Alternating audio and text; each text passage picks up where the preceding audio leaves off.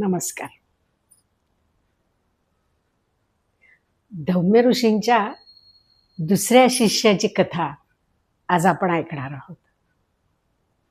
सौती ऋषींनी महाभारताच्या निमित्तानं जे जे काही ऐकलं होतं ते त्यांनी सांगायला सुरुवात केली. सौती ऋषी म्हणजे उग्रश्रवा, ते सभेला उद्देशून ही कथा सांगत होते. ते म्हणाले, धौम्य ऋषींचा उपमन्यू नावाचा शिष्य होता.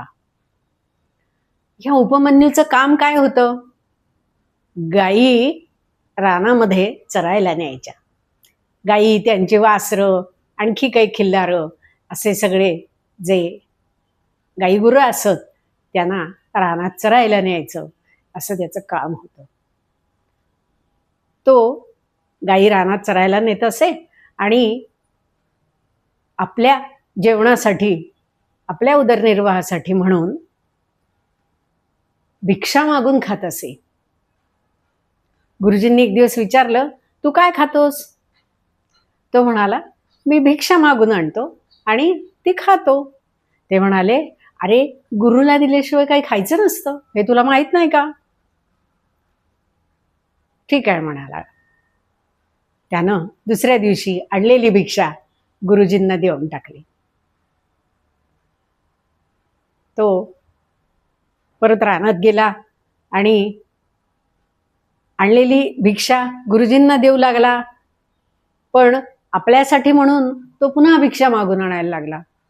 हे गुरुजींनी विचारलं, त्यानं सांगितलं, मी दुसऱ्यांदा भिक्षा मागतो. गुरुजींना काही ते आवडलं नाही. ते म्हणाले, अशी दुसऱ्यांदा भिक्षा मागायची नसते.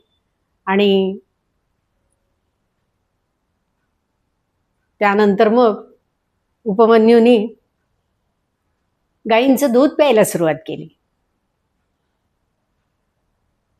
गुरुजींनी विचारलं, तू काय खातोस? तो असं म्हणाला की मी गायींचं दूध पितो. गुरुजींनी कपाळाला हात लावला. ते म्हणाले, अरे, वासरांचं दूध तू कमी करतोस आणि तू दूध पितोस. गुरुजींना जणू त्याची परीक्षाच घ्यायची होती. किती उपाशी राहतो बघू तरी, काय मार्ग शोधतो ते तरी शोधू. उपमन्यूनी दूध पिणं बंद केलं आणि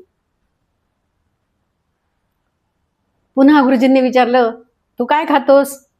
तो म्हणाला, मी वासरं गाईचं दूध पितात तेव्हा त्यांच्या तोंडातून जो फेस गळतो तो मी पितो. गुरुजींना तेही आवडलं नाही. गुरुजींनी नापसंती दर्शवली की तुला वासरांचं उष्ट प्यावं लागतंय. उष्ट खाणं योग्य नाही. झालं. उपमन्यूनं असं विचारलं नाही की मग मी काय खाऊ, आणि गुरुजींनी त्याला सांगितलं नाही की तू काय खावस. तुझ्या भुकेचं काय करायचं हे जणू तूच बघून घे. उपमन्यू गाई घेऊन रानात गेला. त्यानं झाडांची पानं खायला सुरुवात केली. पानं खाल्ली आणि एक दिवस त्यानं रुईची पानं खाल्ली. त्याला माहीतच नाही की या पानांमध्ये जो विषारी घटक आहे त्यानं आपल्या डोळ्यांवर परिणाम होतो, दृष्टी क्षीण होते, हे त्याला माहीतच नाही. झालं तसंच संध्याकाळच्या वेळी त्याला दिसेना. तो चालता चालता विहिरीजवळ गेला आणि विहिरीत पडला. विहिरीतून त्यानं गायींना आवाज दिला. त्याच्या गायी त्याच्याजवळ आल्या आणि विहिरीच्या भोवती जमा झाल्या. त्या हंबरायला लागल्या. उपमन्यू विहिरीतच पडून राहिला. संध्याकाळ झाली, अंधार पडला. दुसरीकडची गुराखी परत आले. धौम्य ऋषींनी हे बघितलं, पण आपला उपमन्यू आणि आपल्या गायी अजून परत आल्या नाहीत. हे जेव्हा त्यानं जाणवलं तेव्हा ते त्याला शोधायला निघाले. त्यांना काळजी वाटायला लागली. त्याने उपमन्यूला आवाज दिले. त्यानं विहिरीतून प्रतिसाद दिला, गुरुजी, मी विहिरीत पडलो आहे. गुरुजींनी बघितलं की तिथे विहिरीच्या काठावर गायी जमलेल्या आहेत. त्या तिथे थांबल्या आहेत आणि उपमन्यू आतून आपल्याला आवाज देतो आहे. त्याने डोकावून बघितलं, विहिरीत उपमन्यू पडला होता. गुरुजींनी सांगितलं, तू अश्विनी कुमारांचा धावा कर, म्हणजे ते तुझ्या डोळ्यांवर उपचार करतील.